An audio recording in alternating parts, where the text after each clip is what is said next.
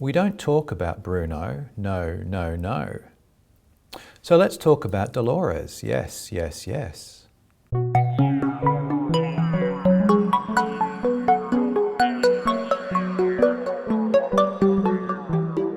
Will I get to throw my glasses away in heaven? It certainly seems so.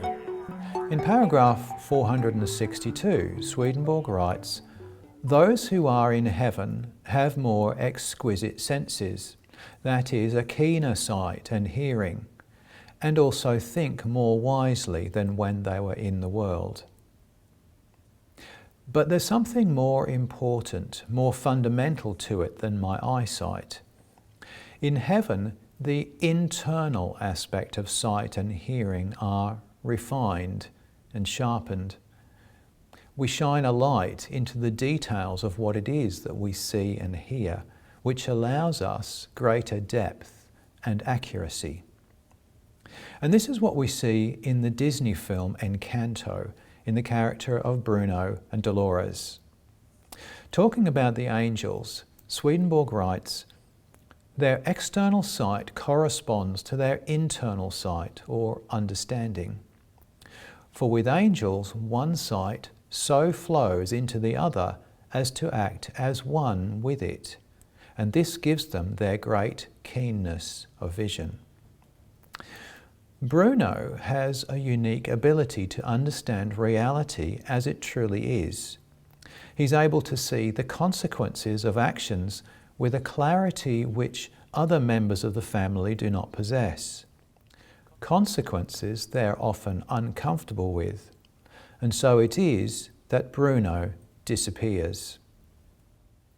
On the other hand, Dolores hears everything. It is as though she can hear into the soul of the other family members. Swedenborg writes, "In like manner, their hearing corresponds to their perception, which pertains both to the understanding and to the will, and in consequence they perceive in the tone and words of one speaking the most minute things of his affection and thought." Dolores is aware of everyone's deepest longings and the relationship dynamics which govern the whole household. She knows that all is not well, despite appearances, and even knows that Bruno is still lurking somewhere in the house. So, for me, these two represent the kind of changes we can expect to our sensory perceptions in the spiritual world. It's not that I can necessarily throw my glasses away, so much as what I do see and hear becomes deep and penetrating. We do get some sense of this in the natural world, for example, in the difference between merely hearing sound and listening intently to the meaning behind the words others speak.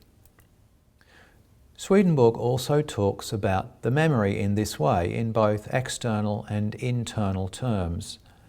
And I think it's possible to look at every aspect of our lives from this point of view, from what is external and from what is internal, and to ask, which is most important? So what do you think? Feel free to share your thoughts in the comments below. As always, you're welcome to read along with us or read ahead if you prefer.